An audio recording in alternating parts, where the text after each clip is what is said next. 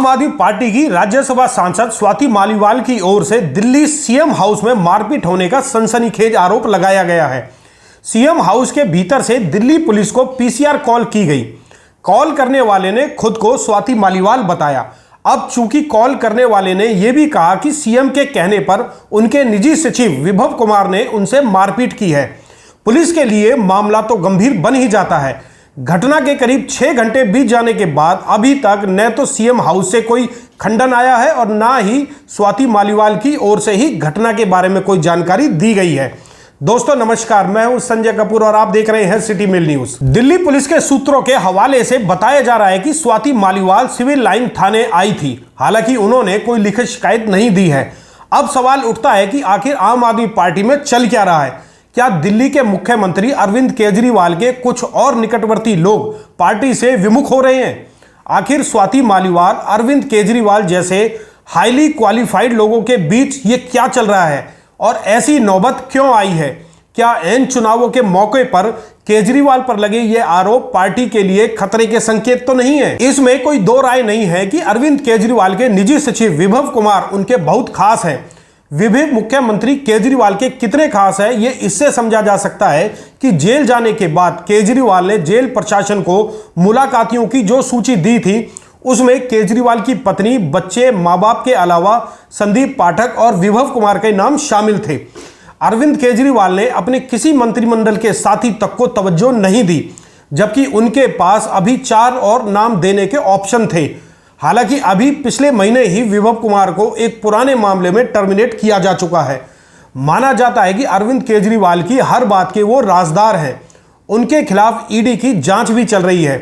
Vigilance को भी दिल्ली जल बोर्ड में किसी पद पर न होते हुए भी विभव कुमार को जल बोर्ड का फ्लैट अलॉट करने की शिकायत को सही पाया गया है।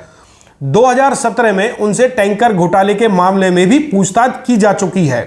विभव कुमार को 2007 के एक मामले में इसी साल 10 अप्रैल को बर्खास्त किया गया था। विभव पर सरकारी काम में बाधा डालने का आरोप भी लगा था। शराब घोटाले में भी ईडी ने कई बार विभव कुमार से पूछताछ की है। अब जबकि मालीवाल ने गंभीर आरोप लगाया है तो जाहिर सी बात है कि बहुत से गड़े मुर्दे उखाड़े जाएंगे।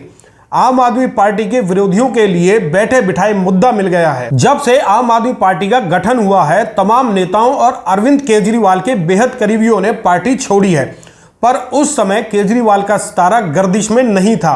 पर अब जब केजरीवाल संकट में है तो उनकी अपने करीबियों से दूरी मायने रखती है। दिल्ली से पहली बार सांसद बनी स्वाति मालीवाल भी अरविंद केजरीवाल की करीबियों में शामिल रही है। उन्होंने अपनी छवि एक तेज तर्रार नेता की बनाई है। आम आदमी पार्टी के नेता राघव चड्ढा की छवि भी ऐसी ही रही है। अरविंद केजरीवाल के बेहद खास और तेज तर्रार शख्सियत पर पिछले कुछ दिनों से मीडिया में इस तरह की बातें आ रही हैं कि वो जानबूझकर लंदन से वापस नहीं आ रहे। यही सब बातें स्वाति मालीवाल के बारे में भी कही जा रही थी, क्योंकि अरविंद केजरीवाल की गिरफ्तारी के समय मालीवाल अपनी बीमार बहन की देखभाल के लिए अमेरिका में थी। मारपीट की खबरों के बाद पब्लिक को ऐसा लग रहा है कि जो अफवाहें चल रही थी हो न हो उनमें जरूर कुछ सच्चाई छुपी है। एक तरफ पार्टी बड़ी मुसीबत के दौर से गुजर रही है और स्वाति मालीवाल और राघव चड्ढा जैसी नजदीकी लोग केवल ट्वीट कर रहे हैं। मालीवाल भी सोशल मीडिया पर पार्टी और अपने नेताओं के समर्थन में संदेश पोस्ट कर अपने कर्तव्य का पालन कर रहे हैं। इंडियन एक्सप्रेस से बात करते हुए उस समय मालीवाल ने कहा था कि मेरी बहन पिछले 15 सालों से अमेरिका में रह रही है और वो बीमार है और मैं उसकी देखभाल के लिए यहाँ हूँ। मैं जल्द ही वापस आ रही हूँ और मौजूदा शासन की तानाशाही के खिलाफ मजबूती से लड़ूंगी। लेकिन सवाल अब यह है कि देर से आने के बाद मतलब क्या रह जाता है?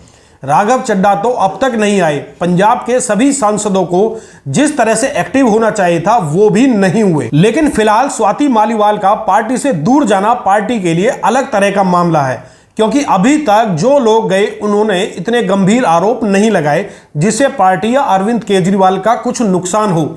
पर मालीवाल का मामला अलग है। मालीवाल ने जो आरोप लगाए हैं अगर उन पर वो अडिग रहती है तो बहुत गंभीर केस बन सकते हैं।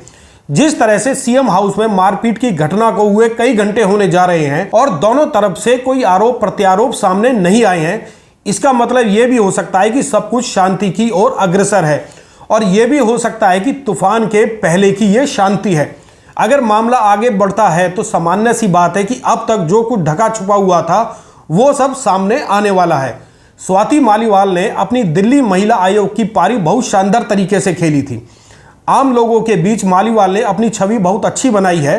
पार्टी को उनकी कमी तो खलेगी ही, अरविंद केजरीवाल पर महिला विरोधी होने के आरोप भी लगने लगेंगे।